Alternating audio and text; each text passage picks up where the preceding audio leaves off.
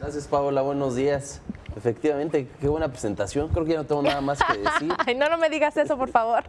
Es como para dar una pequeña introducción que sigue pasando en hospitales públicos, en hospitales privados, y también yo creo que ese es bueno a qué se enfrenta el afectado, qué debería de hacer. Claro, sí, el tema de la negligencia. Muy pegado también al tema que estaban tocando, ¿no?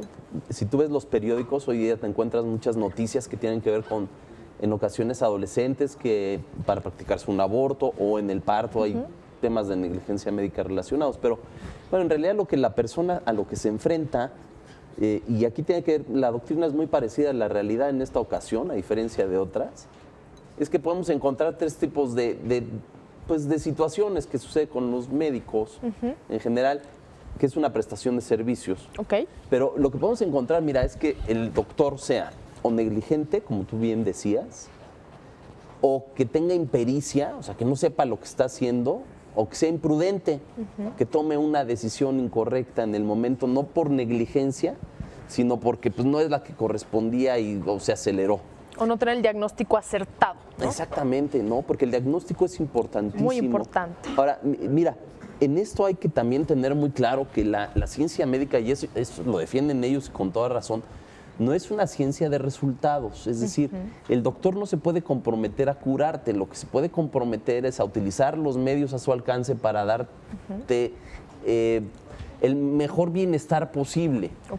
Pero no puede llegar a comprometerse, y no podemos considerar, cuando analizamos este tema de la negligencia, que los doctores estén obligados a curar como tal. Además, el cuerpo humano, frente a la ciencia médica, ellos mismos lo dicen, bueno, pues no siempre reacciona igual.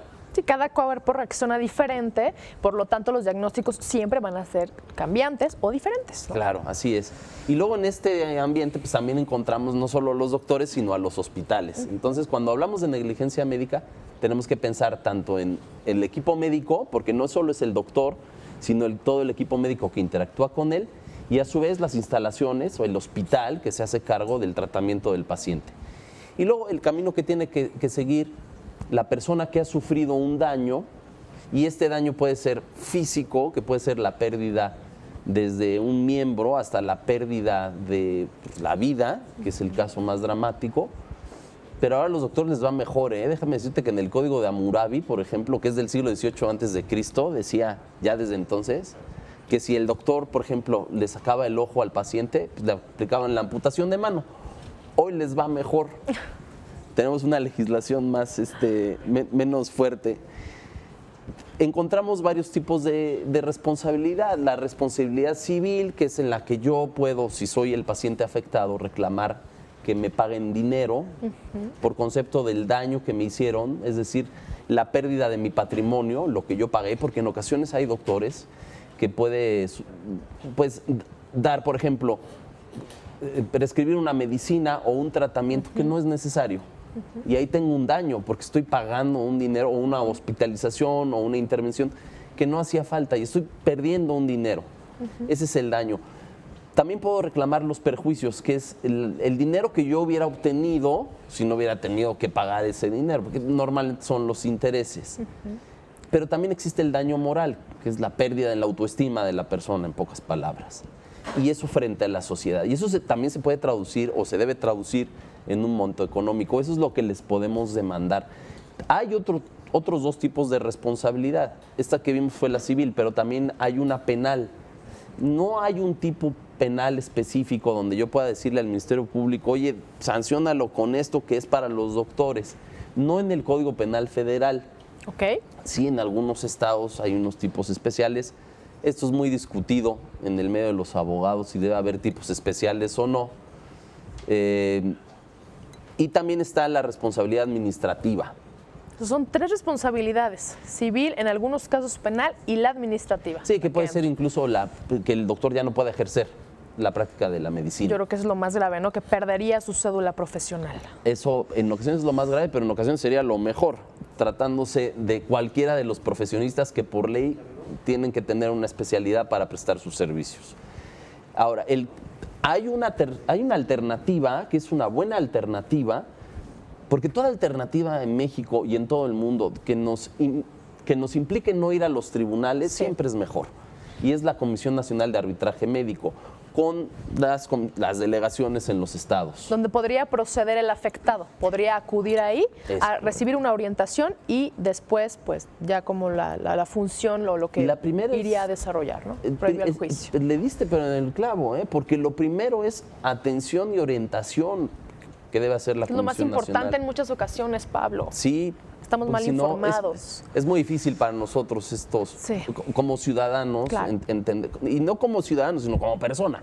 Es muy difícil entenderlo. La Comisión Nacional de Arbitraje Médico, entonces, tiene esas dos funciones. Primero, ubica a la persona, la orienta, le da atención y después somete al arbitraje. Y si nos sometemos a ese arbitraje, esto es importante porque después la decisión que se tome ahí va a poder ser ejecutable en un juzgado, o sea, nos tenemos que sujetar a eso. Okay. Pero lo importante es que son especialistas. No hay más especialistas que en la Comisión Nacional de Arbitraje Médico, son los más especialistas.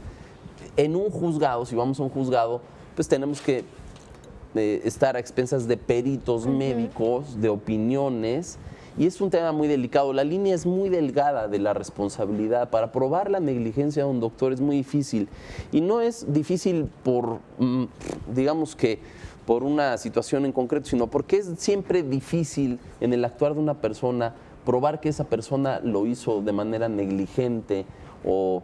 Lo que es fácil es la impericia en ocasiones, ¿no? Y como bien comentas, ¿no? Hay un equipo con el cual también está trabajando el doctor constantemente y ya la responsabilidad no se la puedes adjudicar a una sola persona. Entonces, los procesos de investigación tardan y es más complicado. En el tema de los equipos, además, es interesante, ¿no? Porque como pues tenemos, por ejemplo, el anestesista, o tenemos la persona que limpia, hablando de una cirugía. Bueno, el doctor es el responsable de que cada quien haga su trabajo bien, ¿eh? O sea, sí hay un jefe, digamos, dentro del equipo. Lo que no puede ser responsable es de los errores en específico que cometan, pero lo que sí tiene que ver es que por lo menos dentro de lo ordenado sí se cumpla lo que se tenía y lo que es responsabilidad de cada uno. Ahora, hay otro tema también, los hospitales. Luego nos hacen firmar unos contratos. Yo he estado hospitalizado, me he sometido a alguna cirugía, mi familia también, y pues cuando lees los contratos de los hospitales, yo siempre me imagino ahí un abogado, un señor rico con su abogado platicando, diciendo, ¿cómo le hacemos? Pues vamos a poner que si se muere ya después no nos viene a reclamar. Bueno, sí, me gusta, ponlo, ¿no? O sea, y son en letras muy pequeñas, ¿no? Sí, lo clásico que nunca leemos y que firmamos. Que ponga ahí que es un súper enterado, que él conocía todo perfectamente, que entendió muy bien lo que dijo el médico, que lo ponga. Yo creo que por más que pongamos ese tipo de cláusulas en los contratos, nuestros jueces siempre deben de cuidarnos y protegernos en ese sentido de que, aunque digas que tú sabías, pues ¿cómo vas a saber lo que dice un médico? No lo sabes.